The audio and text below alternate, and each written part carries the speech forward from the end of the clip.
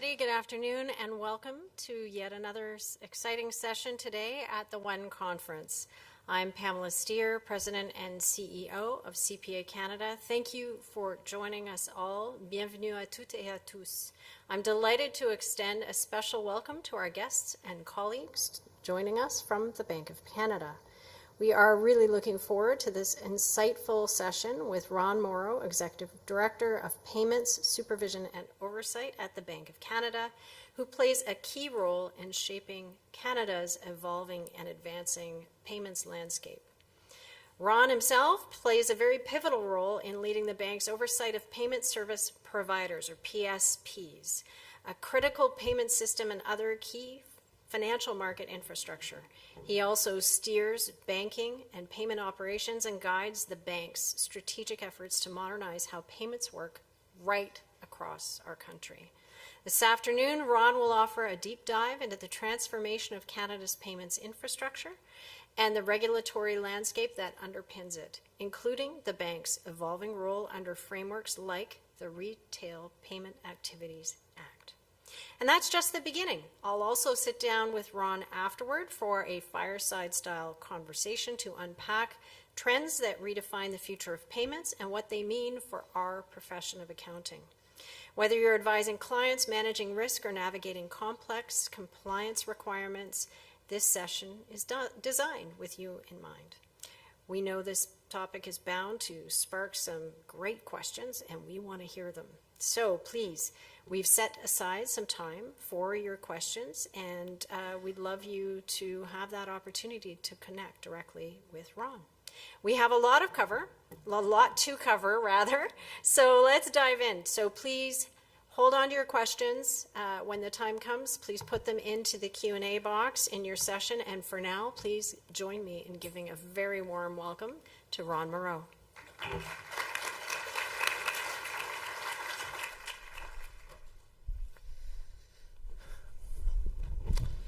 Well, thank you very much, Pam. Thank you, everyone, for that warm welcome. So good afternoon, and thank you very much for the opportunity to speak before this year's CPA conference. Now, when I accepted this invitation, no one actually told me I would be speaking on the same day and following two Olympic gold medalists. So I'd like to add to the inspiration. I don't like to brag, but I did receive a participation award in middle school for finishing, I think, dead last in the annual track and field meet. Thank you. You're very kind. Thank you. Fortunately for all of us, though, I've found my calling outside of the world of sport, and I'm going to do my level best to live up to Tessa and Alexandre's inspiring words. So let's dive in. As we all know, the world around us is changing, and quickly. Geopolitical tensions are simmering and, in some cases, boiling over. We're seeing seismic shifts in trading relationships and a great deal of uncertainty in the global economy. En même temps, dans le monde entier, l'un des piliers de l'économie connaît des changements importants. La façon dont les particuliers et les entreprises paient leurs biens et services se transforme.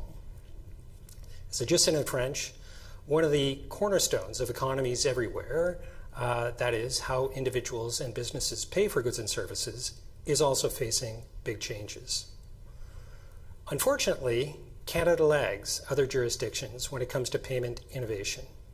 We're behind in adopting new technology, fostering new entrants, and providing Canadians with faster and cheaper payment options. Recently, we've seen some positive momentum and significant engagement from both the public and private sectors on these issues, but we have much more work to do and many more opportunities to harness. We can, indeed we must, build on this momentum to foster greater innovation and create a more competitive payments ecosystem. There's a saying that goes something like this: even if you're on the right track, you'll get run over if you just sit there. So it's time for us to get up, get off the track, and get moving. Today, there are really two main forces that are leading innovation in the payments ecosystem: new technology and new players. In the late 1960s, when none of you were born, the Chargex card was big news. As the first credit card in Canada, it offered an alternative to cash and checks. Today, technology allows us to pay for items instantaneously with a tap. And tapping our credit or debit card represents about half of all transactions at the point of sale. The vast majority of Canadians also have a smartphone, and many of the smartphones support digital payments. We've seen these mobile payments become more popular recently. Our most recent method of payment survey revealed that about 5% of payment transactions are made with a smartphone, but that's a number that's growing quickly, having doubled over the last year. Perhaps the most innovative advancement in recent years is the emergence of autonomous artificial intelligence, known as agentic AI. Unlike traditional AI that responds to human commands like, Alexa, please call Pam, my chartered professional accountant, blatant plug, the agentic AI is trained to know your preferences and can act without much human direction. Imagine a world where you give your AI agent a budget to not only curate your next vacation, but also book it and pay for it, all without you lifting a finger. The payment space is also benefiting from several new types of players. Take digital-only financial institutions, for example. These institutions, which most of the time are not banks, offer the same services as traditional banks through online platforms and mobile apps, but with no physical locations. New fintech companies are rolling out smartphone applications like the ones I just spoke of, and foreign and domestic money transfer companies are broadening their services.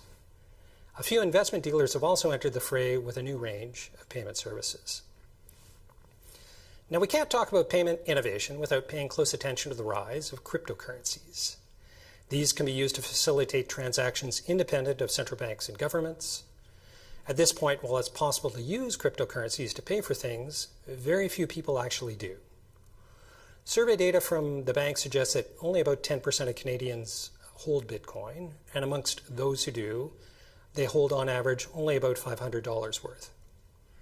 Moreover, the vast majority of those who hold Bitcoin really only do so for investment purposes.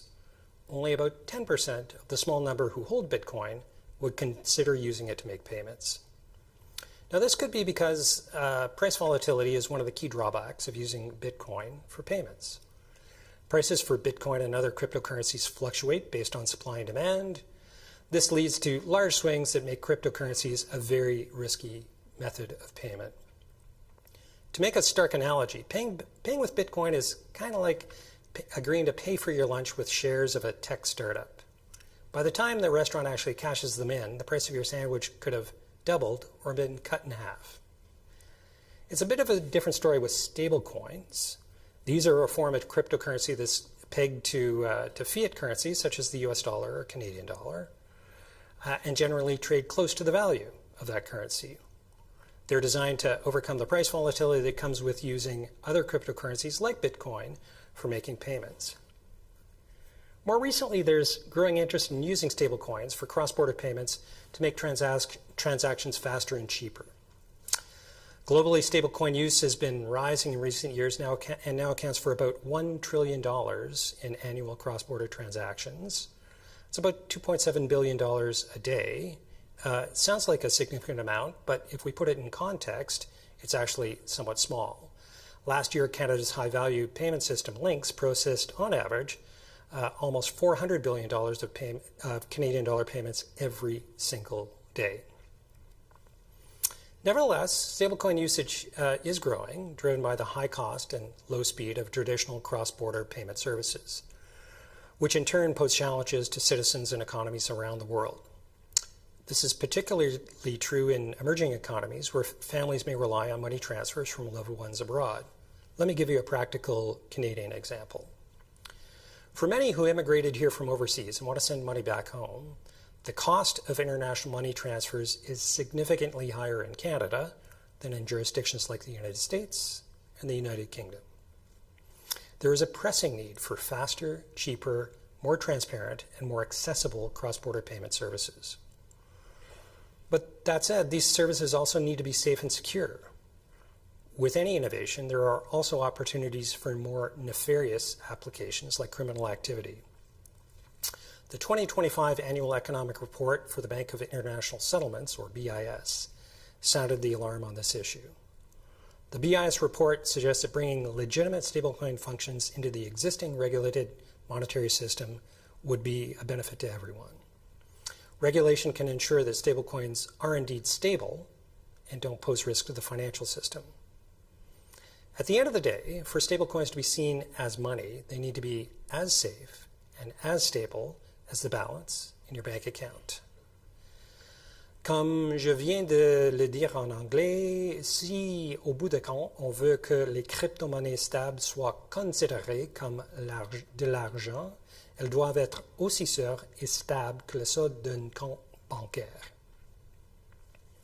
Now, regulation can help address concerns and challenges associated with this new technology.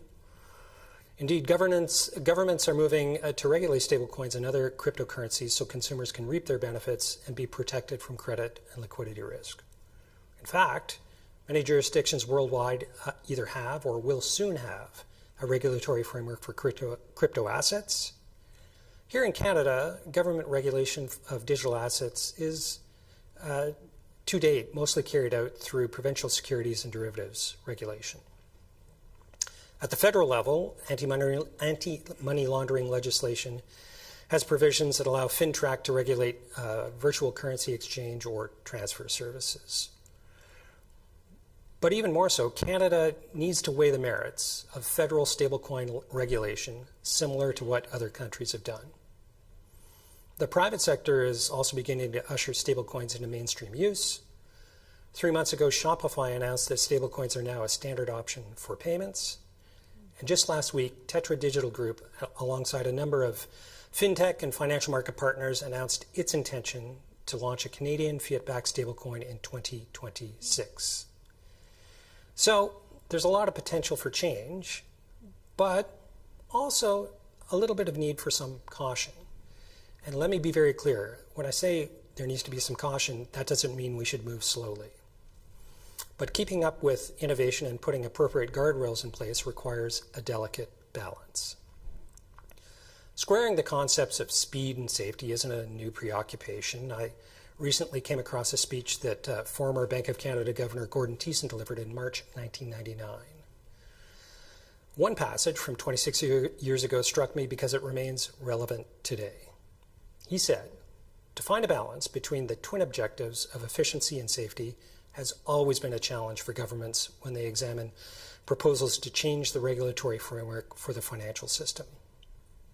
That said, there are ways to harness the innovations happening around us to bring better benefits to Canadian consumers in the form of lower costs, greater efficiency, more convenience, faster speed, and better quality. Safe and reliable payment systems support the efficiency of every economy. Payment infrastructures support the whole financial system and facilitate all financial market transactions. They are a pillar of trust and efficiency, supporting economic and financial well-being. This is why federal and provincial regulators must work quickly and collaboratively to evolve our regulatory frameworks while balancing the twin objectives of efficiency and safety. This is key to ensuring Canadians can reap the benefits of innovation. Now, I don't want to leave you with the impression that innovation in Canada's payment infrastructure is non-existent. We have adopted global standards to support data-rich payments. We're in the process of implementing a new fast payment system. The long-awaited real-time rail is expected to begin industry testing soon. Furthermore, the passage of the Consumer-Driven Banking Act in 2024 was an important milestone for supporting competition, although further legislative changes are required to bring this regime to life. Key industry groups are calling for consumer-driven banking to be elevated to a national priority. To date, however, the pace of change that we've seen here in Canada has been, to use a kind word, gradual.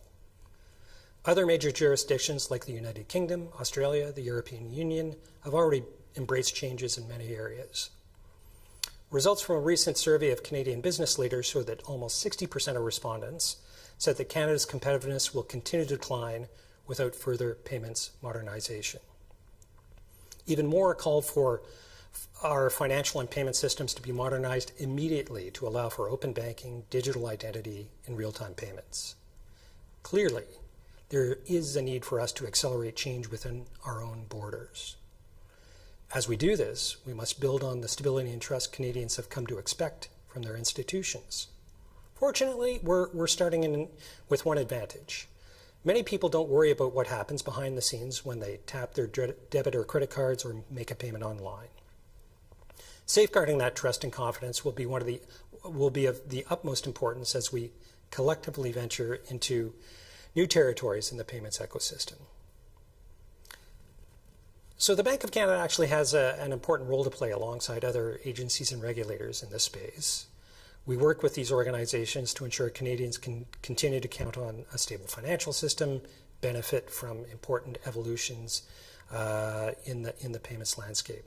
Our role is really threefold. We oversee financial market infrastructures and payment service providers. I'll come back to those in a moment. We also monitor financial stability to identify systemic risks that could affect the functioning of the financial system. And we design and produce banknotes that Canadians can use with confidence. This is important because even with new and innovative payment methods, cash is still used in 1 out of every 5 transactions at the point of sale. On the international stage, the bank is collaborating with the BIS by sponsoring one of 7 innovation hubs. The Toronto hub opened in June 2024. Its focus is to help develop technology that central banks can use for the public good in Canada and throughout the region. For example, the bank is engaging with the hub to start thinking about how AI can support our work as a supervisor and regulator. This work involves us collaborating with other jurisdictions to see how AI can be used to improve efficiency and effectiveness of supervisory responsibilities. Another area we're exploring is how Canada can harness the benefits of tokenization. This is a process of recording digital assets on blockchains so that these assets can be exchanged more efficiently. Our efforts, these efforts with the Innovation Hub support the work the bank's already doing to engage with industry members to find projects we can work on together with the end goal of delivering better outcomes for Canadians. Now I want to take a final moment to talk about our newest mandate, Supervising Payment Service Providers, or PSPs. Every day, millions of Canadians make payments with the expectation that their money will move safely, reliably, and without interruption. Under the Retail Payments Activities Act, the bank now supervises close to 1,500 PSPs to ensure they manage risks and safeguard funds held on behalf of Canadian households and businesses. The Act provides a solid framework for protecting consumers' funds. It also brings PSPs into the regulatory sphere so that Canadians can access cheaper payment options and a broader array of services. Moreover, PSPs overseen by the bank can gain access to Canada's national payments infrastructure, which opens the door to further competition and innovation. This is really a real-life example of the kind of change we need. It lays the foundation for payment systems that can adapt to new technologies, withstand shocks, and help drive our economy forward. Everyone here has an important role to play in supporting PSPs through this transition. Some of you may have already spoken with clients who are looking for advice on how to comply with our supervisory expectations or want help navigating this new reality. You've all been very attentive, so I'm going to take the time now to wrap up. I hope my speech today has opened your eyes to some of the great changes to the payment system happening at home and around the world. But there's much, much more to do.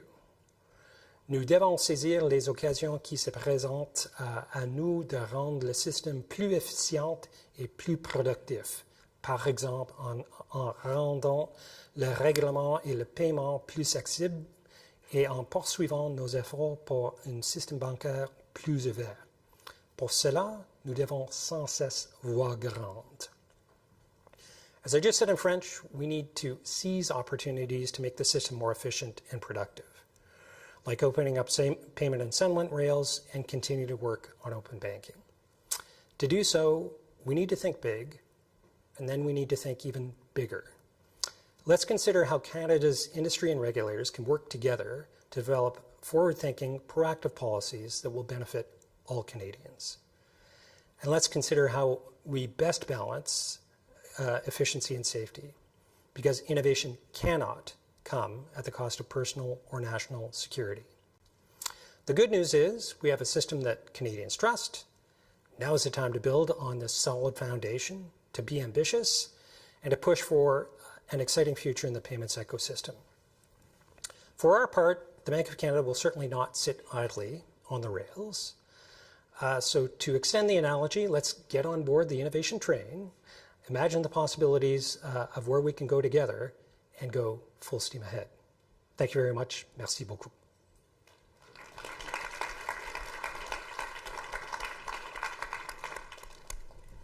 Thanks so much, Ron, for those insights. I found them interesting. What really struck me and surprised me as someone who, in Canada at least, doesn't carry cash and hasn't for years now, 1 in 5, really?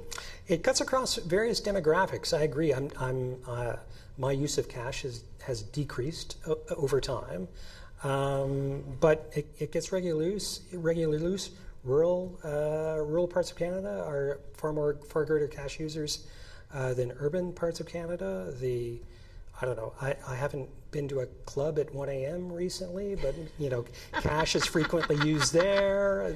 So I agree. Some people are surprised by that stat because it doesn't conform with the reality they normally see day to day. But the survey bears it out. And it's interesting, as I am privileged to travel around the world in this role, it's interesting the differences that you see with Europe as an example. Again, no cash there.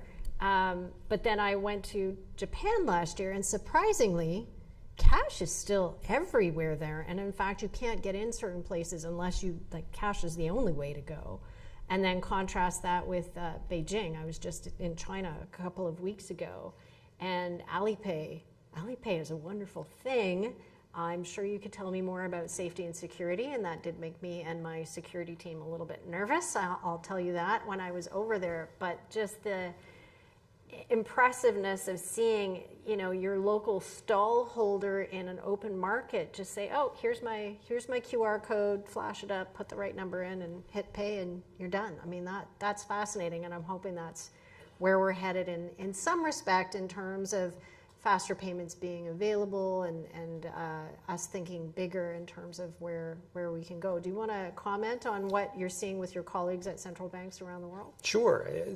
I'm happy to talk about that. So it is very much use of cash is a very much cultural phenomenon. Even within Europe, there are parts of Europe, the Netherlands, I'll use, where digital payments are used quite often, very popular. But there's still other parts of Europe, Switzerland, Germany, where cash plays a significant role in people's day-to-day lives.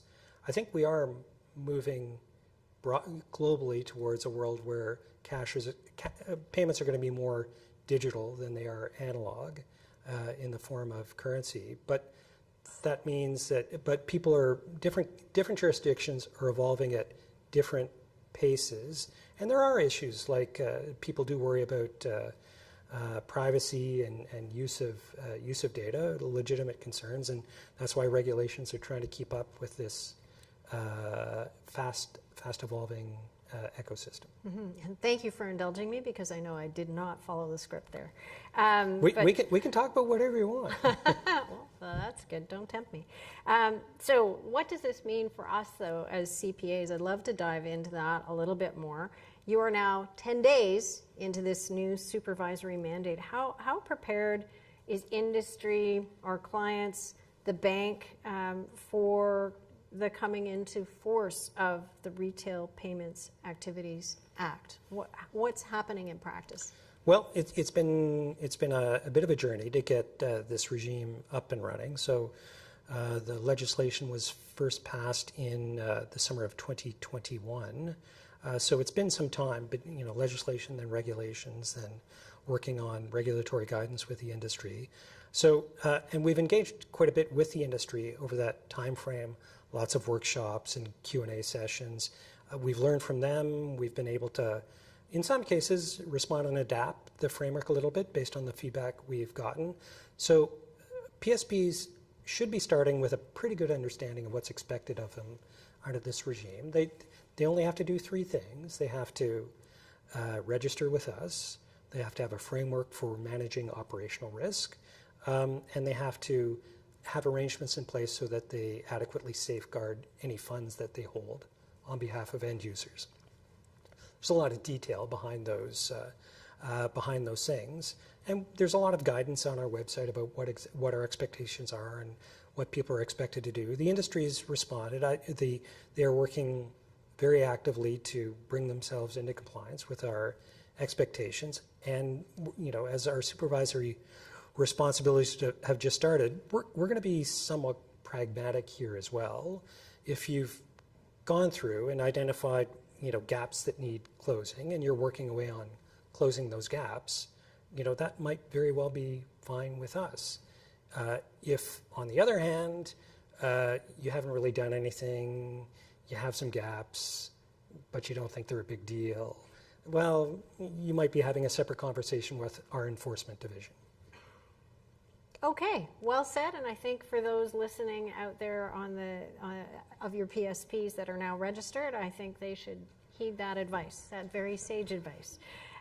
So how is this act going to actually create opportunities for Canada, for our economy, for these businesses who have now registered? What does it mean for business and for our economy? I think it creates a lot of new opportunities. The fact that you can move money instantaneously, you'll be able to move it in larger amounts. The Interac e-transfer is a pretty ubiquitous way of moving money around, but it's limited by the amounts of money you can transfer. It also has some underlying risks, which is why the amounts are small. With new real-time payments, you'll be able to move bigger amounts with certainty. How much bigger? I believe the cap for the initial cap, like for a payment on the real-time rail, can be no larger than I'm going to say $100,000, but it's either $100,000 or $50,000. But that's still a lot more than e-transfer, which is probably around $3,000 a day. Exactly. Right? So it will mean that you can now, if you're getting your bathroom renoed, you can now pay for it using this advice rather than sending a series of e-transfers to your contractor. So it'll be that, but it's more than just that. It's more than just Interac e-transfer on steroids. It's going to open up new possibilities around the rent. Landlords, to the extent they do it today, don't even have to think about things like post-dated checks. Checks can go away in their entirety. It opens up all sorts of new things, like people getting paid on a daily basis rather than a bi-weekly basis. It creates a lot of new possibilities and new use cases.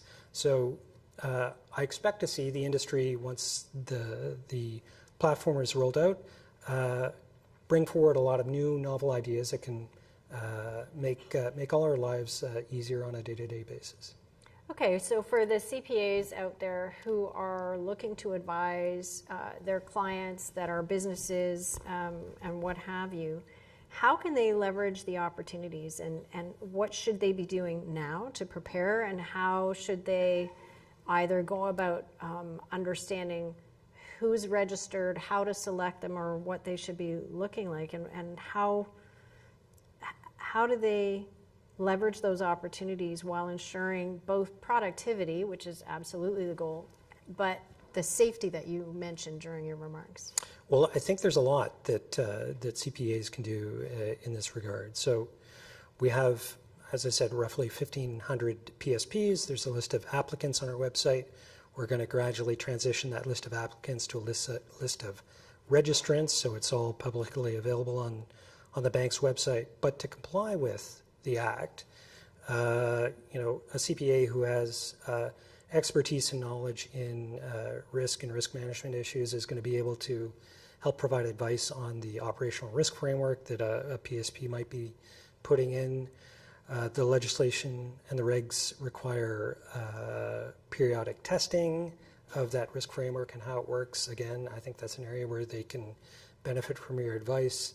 It requires independent third-party assessments of what they've done. That's another natural role for CPAs, and and the fund safeguarding, right? How that's actually structured and whether or not it is bankruptcy remote. That's another area for advice. So I think there's all sorts of potential to help PSPs live up to their new expectations under this act.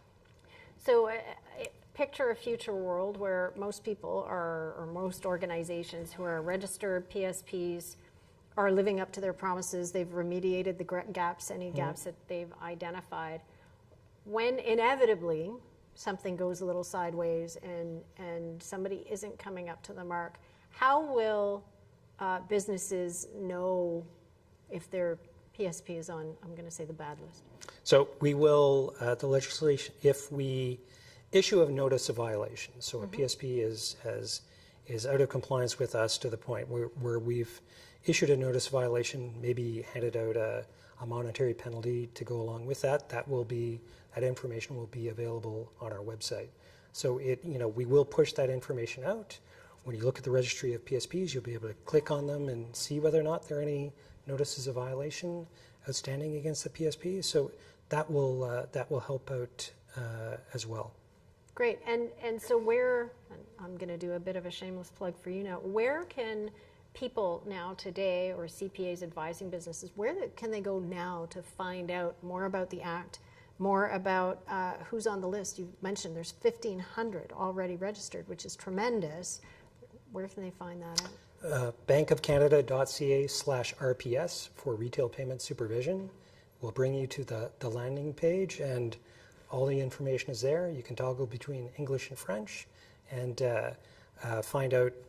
get all sorts of information on what our supervisory guidance is, who's on the registry, all of that.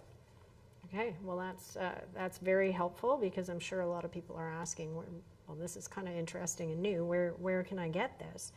And from a CPA perspective, again, obviously we're talking about CPAs here, how can we help organizations and clients integrate the capabilities? Like, what lessons can we learn from our international colleagues who have already implemented similar systems? Like, I know Australia has done quite a lot of work in the payment space, and they're a very similar economy to ours, or other international examples that you can draw comparisons with.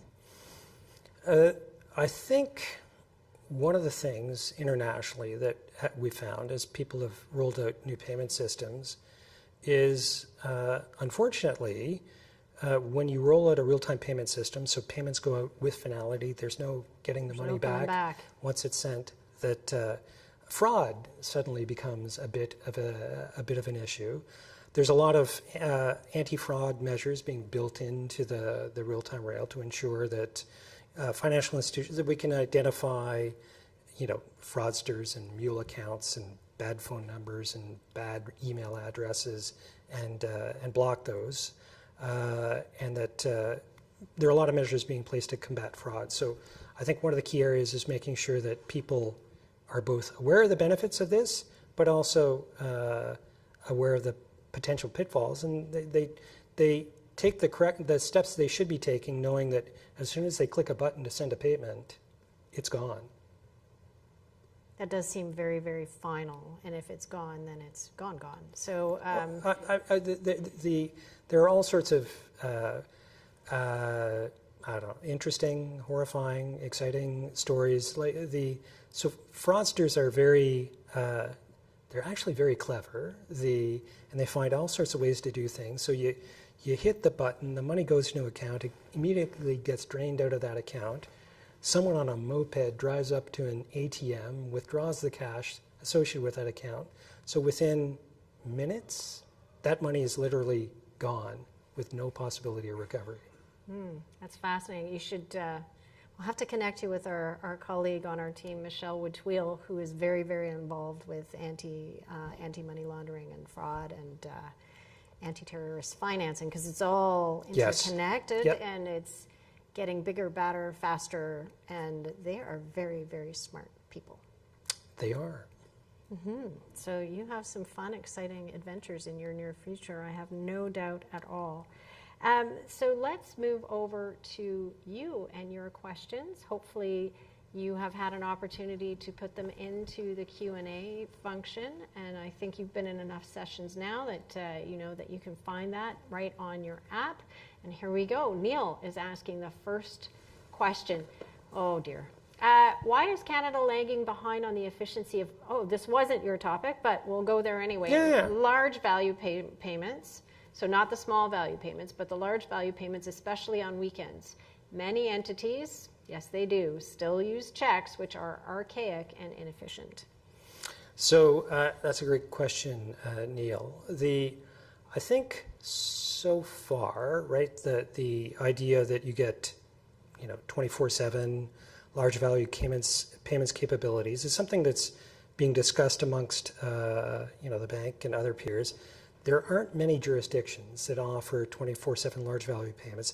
There are many jurisdictions that offer 24/7 real-time payments with limits, on the order of like $1 million or $10 million. Oh, like you can buy a house or exactly. some kind of large thing. So that functionality, I think, is going to be coming from in the future. Baby steps. We'll launch first with lower limits. The other aspect of why people use checks historically has been the fact that checks actually carry information with the payment. You can, scribble in the little memo item, what invoice this is for, and what's the reason behind this payment. Without data-rich standards, which we now have, very little information actually went along with a payment. So that's changing. That will also change with the real-time rail. So that will, data-rich payments will enable. You can imagine I issue an invoice to you, you get the invoice, you say, aha, no problem, click to pay, the payment goes through, all the information travels with the payment. When I receive the payment, it can upload automatically into my general ledger. I can completely, well not completely, but maybe completely automate my accounts payable, accounts receivable. It all flows through in a straight-through manner, right? That's one of the possibilities that goes along with this. And I think as that gains some traction, I also think it's going to reduce people's reliance on checks. Fascinating.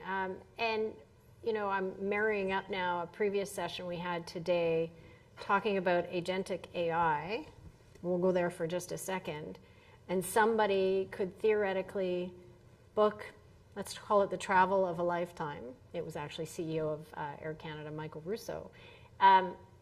Book the travel of a lifetime, and your AI will actually decide what your itinerary is based on your prompt, book the travel, and then pay for the travel, and they could pay for it through the rail going forward. Is that what you're kind of saying almost? That's exactly it. However, that means payment service providers actually have to rethink fraud, because right now, a lot of anti-fraud, click here to show you're not a robot. A lot of anti-fraud measures work hard to make sure you're a human, not a machine, taking this action. With agentic AI, it actually is a machine that's taking this action. So they're going to have to. So there has to be some thought that goes into, well, if many of our fraud measures were around screening out robots, but now we want to let them in, how do we adjust this to allow legitimate automated payments to go through, but stop the fraudulent ones? That is the question of, I was going to say tomorrow, but I think it's today and a half. I think we're getting there really, really quickly. Next question from Natalie. Are you able to comment on the trends with surcharging, so swipe fees, retailers passing on credit card fees to customers in Canada? So that was a legislative change that took place a few years ago, and we're seeing it more and more often. So this reflects the fact that, it depends on what kind of arrangements the merchant has in place with its credit card acquirer. But, merchants can be paying 3%, 4%, 5% on every transaction that's paid with a credit card. Therefore, the surcharge is really, for them to provide the incentive for people to use debit or something that's less costly to them. Many merchants have been traditionally reluctant to do this type of thing because it tends to irritate your customer. Sure does.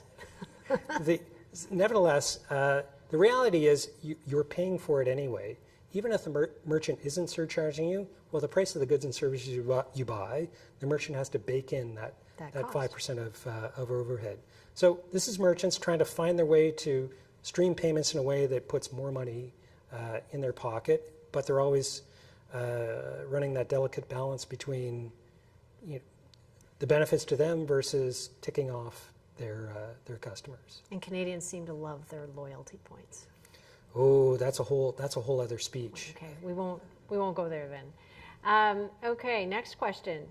Purnima asks, what are thoughts on open banking just as a concept, and when do you think Canada will have support for open banking APIs? So there was one piece of enabling legislation that took place in 2024 for open banking. There's another piece that has to come. There's a budget coming up. I have no insider information, but that would be a window when additional legislation could come. I think a lot of the hard work with the industry has already been done. When it comes to agreeing on what's the data standard for exchanging information through an open banking API, that's been more. People have coalesced around that. When it comes to the accreditation standards, how do you demonstrate that you're trustworthy enough to be able to have access to people's banking data? That's more or less been agreed to. So I am hopeful that with the passage of this legislation, whenever it comes, the government will be able to move pretty quickly to be able to start open banking. And open banking is the government's previously said it's going to come in kind of two stages. So stage one of open banking will be being able to share information. Let's say I have bank accounts at a whole number of institutions. I have investments over here, over there, and I want a single consolidated view of all my information. Well, open banking will allow some clever service provider to say, like, hey, Ron, I can give you all that single desktop view. I can also provide you advice based on what I see about your integrated portfolio.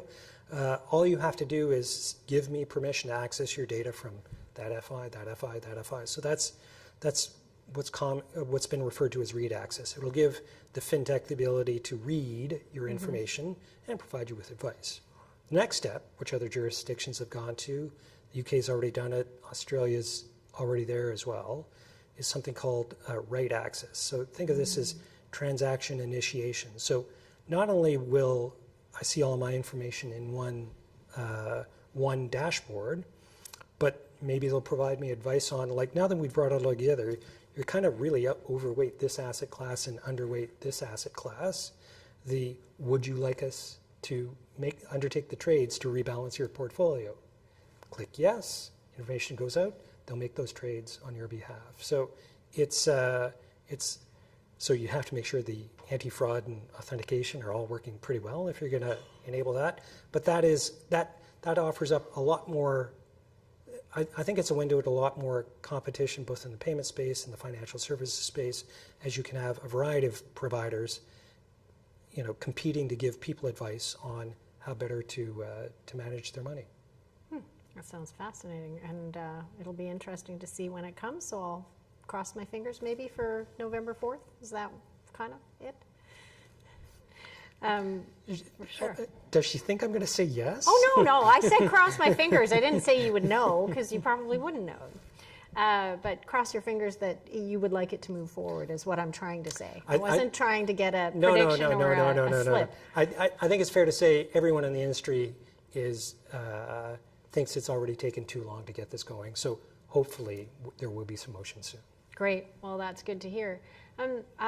Joey asks, what are the biggest barriers in Canada's journey ahead towards modernizing the payment system and infrastructure, and how are you working to address these challenges? I think your remarks have started to address a lot of that. Do you want to expand on what you've said? I think one of the biggest barriers is, and I think we are in the process of addressing it, is a bit of a change in mindset from worrying about the risks that these new innovations can bring. The one that's kind of flipped around to how do we create a framework that allows for safe innovation, right? It's not up to us to say no to innovation, and there are a lot of good things happening around the world. I think there has been a bit of we're in the process of a bit of a mind shift switch. Not just the Banque of Canada, but also Canadian financial institutions, fintech companies, the government more broadly. There's definitely a bent towards how do we embrace these changes, do it in a way where we can provide some layer of protection to Canadians, but let's let the innovation flowers bloom. That's a really interesting position coming from the Banque of Canada, where you're all about risk mitigation, risk management. So that's a fascinating development. We are, but we're also about efficiency in the financial system. And when it comes to things like the large value payment system in Canada, like no need for any innovation there. It works just fine. Thank you very much. But there are a lot of places where innovation can take place, should take place, but even large value payments, to the earlier question, right? What are the things we can do to provide data-rich payments or think about extending operating hours to make it all work better? Because money is what kind of makes things move in most economies, all economies. So that sounds like great changes are afoot. All right, we have a lot of questions. This is great. I love this. How is payment integrity risk mitigated against AI-generated threats? Ooh, the bad guys have AI too, don't they just? And they're probably better at it than most of the good guys, to be quite honest. It's a challenge, quite frankly. Not only that, the bad guys are generally pretty good at AI as well. Yeah, and pretty well funded. They are.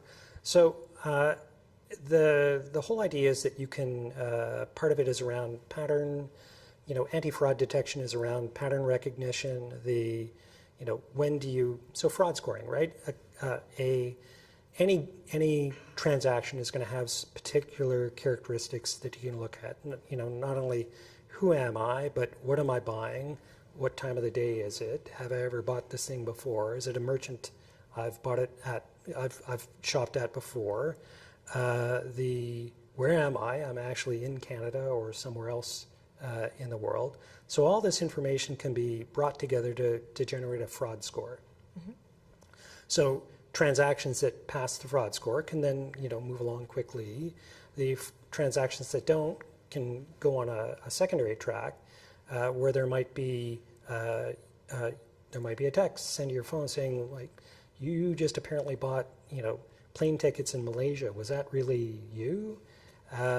Types of messages. So it is a bit of a technology arms race, but it's that kind of digging down to the characteristics of the payment, understanding whether it is and whether or not it fits with previous patterns.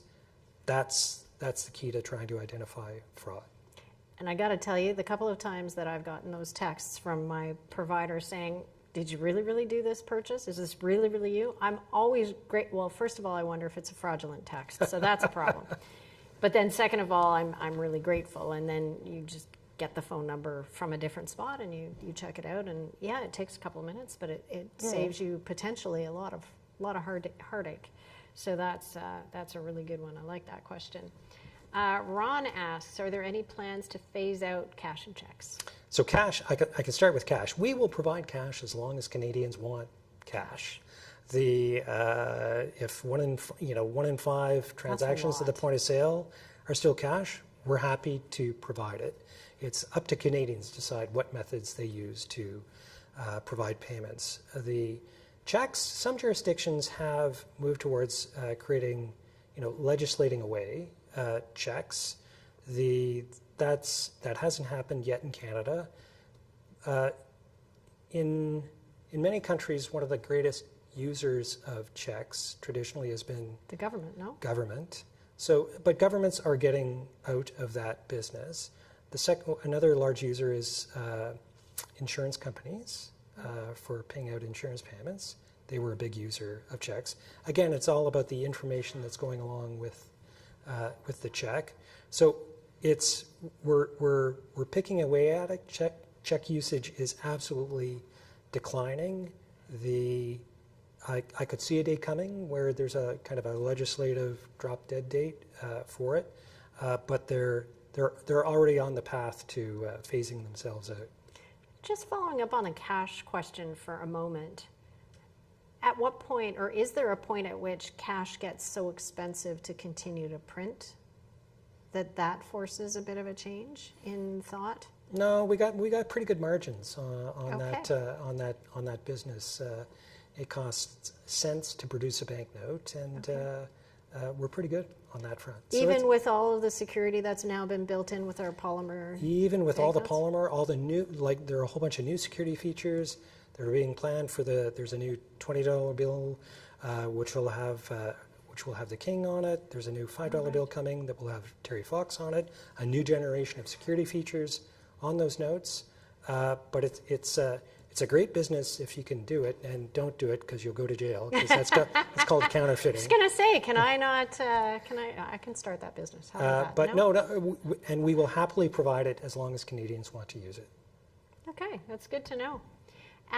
Anthony, what are the current barriers to widely used apps such as Venmo or Mint way back in the day, or others being available in Canada? So Venmo is probably the analog to Interac e-transfer here in Canada. So like Venmo is a consortium of U.S. banks that have gotten together and created their own kind of walled garden, and within that garden it's easy to send money to one another. Generally it's, you charge your Venmo account by taking money out of your bank account, and then you can move it around. Interac e-transfer is probably the ubiquitous analog here in Canada. There's nothing stopping those apps from coming to Canada, but they would have to sign up Canadian banks and financial institutions to be able to participate in them. And thus far the banks are pretty happy with the singular solution they have in Interac e-transfer. But there are other options, like PayPal. You can hold PayPal balances in your PayPal account. You can transfer those balances to others. So there are applications, but it's fair to say Interac e-transfer dominates here in Canada. For sure. I mean, and it's been so efficient and effective for so long that totally makes sense to me. Great. More? There is more. Will there be an attempt to get all cryptocurrency transactions under regulation, or will some always be outside the system? Wow, that's a good one. That is a really good one. I think right now there is an attempt by, in all jurisdictions to try to make sure that cryptocurrency transactions are subject to rigorous AML screening. That's actually problematic. There are features of some cryptocurrencies that make it difficult to do good AML checks on them. So I expect there's going to be ongoing enforcement efforts by leading jurisdictions to try to avoid that layer of fraud or AML concerns. But crypto's actually used very little for payments. Most fraudulent or criminal payments using crypto are migrating to stable coins because they're faster, cheaper, more liquid than Bitcoin. Even the criminals recognize that. So there's going to be a lot more focus on making sure that the on and off ramps to that system have fierce AML checks. But I won't lie, it's very challenging from a technology and from an enforcement perspective. But that's something U.S. authorities are going to have to roll up their sleeves and take on, given the fact that they've created a whole new legislative framework to allow for the use of stablecoins within the U.S. And isn't that an interesting development just in the last little bit in the U.S.? It is. It's they've taken the view that this is a great innovation for Americans, and we'll see how it goes.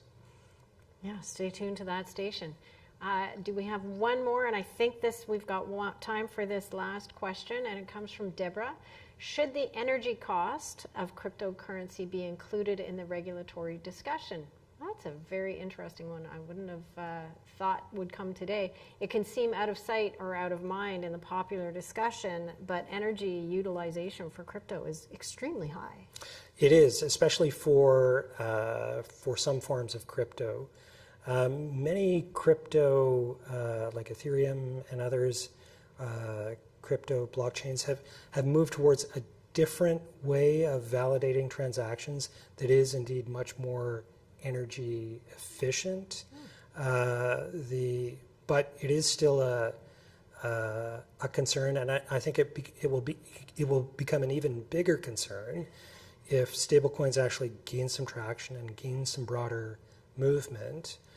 As to how those, just how much energy consumption comes out of those ledgers. So I think it's absolutely a kind of inbounds thing for legislators and for governments to think about as they're thinking about regulatory frameworks around crypto and stablecoins. Wow, this has been a fairly wide-ranging conversation, not just real-time payments, but broader than that on the bank's mandate. So thank you very much for your candor, your clear expertise and passion for the topic.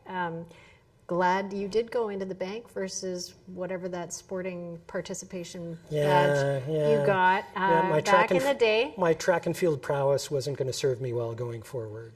I can relate to that. That's why I'm a CPA. So it's been a total privilege to share the stage with you. I'm really very grateful that you could come here and deliver your speech and your remarks to both the Banque of Canada audience as well as our audience here among the CPAs. This has really helped to make our first day of our conference such a big success, and we're just getting started, and we'll see what tomorrow has in store. Virtual attendees, this is where, sadly, we part ways with you for today. We look forward to welcoming back all of our virtual participants back tomorrow morning at 7:45 Eastern.